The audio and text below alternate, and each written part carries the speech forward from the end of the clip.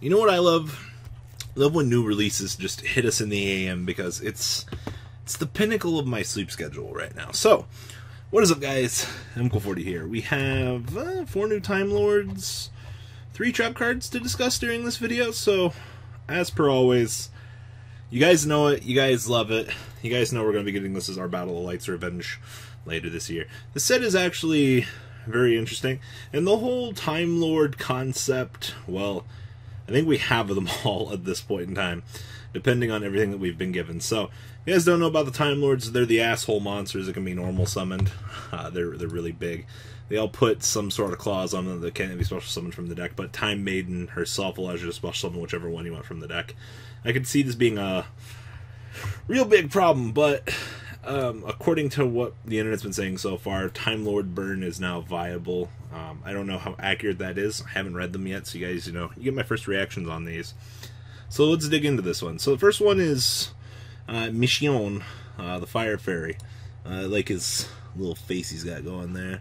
And then this one looks a little bit more, I'd like to see a little bit more like the origin story behind these guys. Like how they became the Time Lords. So of course, 0, 10, Fire Fairy. If you control the monsters, you can normal summon this card without tribute, of course. Cannot be destroyed by battle or card effects. You take no battle damage from attacks involving this card. At the end of the battle phase, if this card battled, half your opponent's life points. Okay, so first off, of course, once per turn during your standby phase, this guy gets to tuck himself back into the deck. So first off, without any further explanation, I can attack you from your 8,000, half your life points down to 4,000. That is incredibly broken. Sure, you can make the argument that you're going to have to play shit like Sadion and the other ones that burn, but with Time Maiden being able to just tribute, interact, move along with its thing, and to, it can't be destroyed by battle or by card effects, and you take no damage from attacks involving this card, honestly, the Time Lords are one of the most passive-aggressive archetypes out there.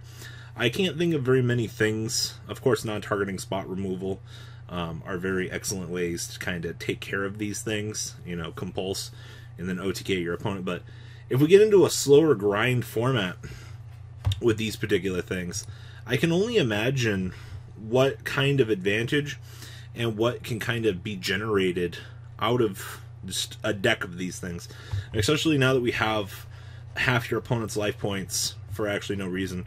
Now we just need a little bit more burn, and we can actually get there. And the next one is Herion. Ugh. So, once again, this is your Earth Fairy. Cannot be normal summoned unless you have no monsters. Cannot be destroyed by battle card effects. At the end of the battle, if this card battled, activate this effect. If your current life points are lower than your opponent's, inflict the difference as damage to your opponent. Once per turn during standby phase, tucks back into the deck. So, my first complaint about this one is this is going to be the Time Lord that you're going to want to play being behind in the current game state. I'm not necessarily one to necessarily enjoy being behind in the game, but I guess at the end of the day, you have to have some sort of lifeline to equalize life points. Sure, the one that halves life points is fine over a passive 2-turn OTK, but if your opponent can answer this, it's fine. But I'm not a big fan of this because I already don't want to be playing behind. Why the fuck do I want to focus more on this? But fuck it, I mean, Time Lords have great utility as it is. Let's see here. We now have a little wind one here, and we're getting another water one.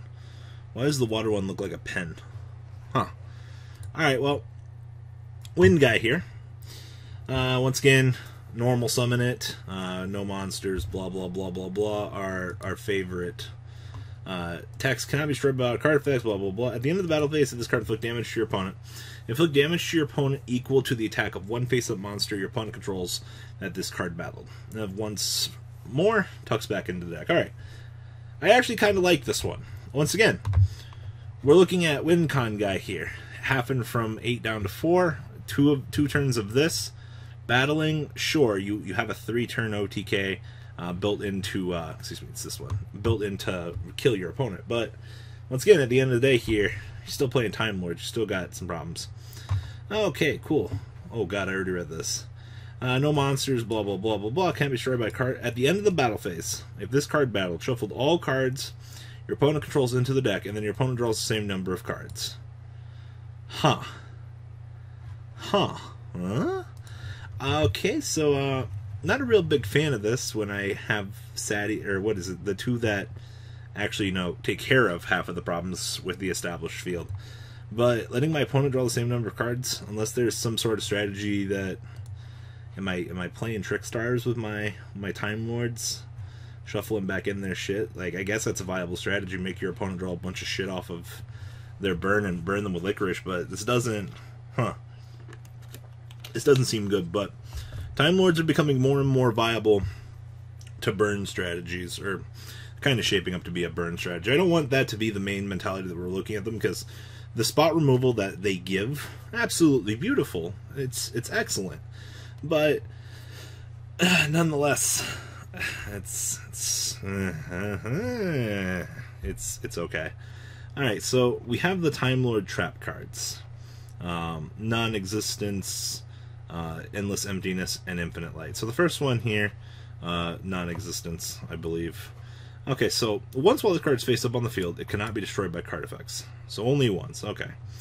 Once per turn, you can activate one of these effects. Discard one level 10 monster, draw a card, and then control no other cards in your spell and trap card zone. You can target one Time Lord in your graveyard, shuffle it into your deck, and then you can set one endless emptiness from your hand or deck in your spell and trap card zone. Okay.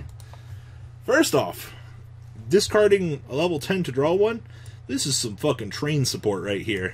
Alright? Papa likes this effect. But once again, I gotta shit on this for a second, because trap cards are... They're trap cards. But nonetheless, I like we have a discard engine now for level 10s. Like, kudos to you, trains. You finally did it. And then, setting up for the next one, this is going to be interesting. But nonetheless, I mean, continuous discard engine for fucking no free commitment whatsoever. This is actually really good. Alright, next one. Activate by sending one non-existence in your spell trap card zone to the graveyard. Well, fuck, by draw engine. Alright, so once per turn, this card can't be destroyed. Oh god, so we got promoted. From once to once per turn. Okay, and then once per turn, you activate one of these effects. During your main phase, you can summon one Time Lord from your hand. Or you could target one Time Lord in your graveyard, shuffle it into the deck, and then you can set one Infinite Light from your hand or deck to the graveyard. Okay. So, for my pinnacle of an upgrade here, I just get to special summon Time Lords from my hand for fucking free for no reason. Alright, cool. Who doesn't love being able to continuously beat down the opponent with fucking Time Lords? Because, Gustav Max is a thing, like... So, that's the thing, like, if you get a direct attack in with this, or you do this, and then you hit them with Burn on the following turn, and you can establish two guys, you can Gustav Max your opponent. As long as the monster that they had was a little bit larger than normal, I mean, fucking free Burn. And then, of course, Infinite Light. You gotta send an infinite... existence here, endless emptiness to the graveyard. So, cannot be destroyed by your opponent's card effects. Oh god. Time Lord monster you control cannot be targeted by card effects. Neither player can return Time Lord monsters to the deck. Alright, cool, so do we just want my opponent to beat my fucking ass? Like, I guess for a 2-turn commitment in the ridiculous conditions, unless I hard open these, this is fine.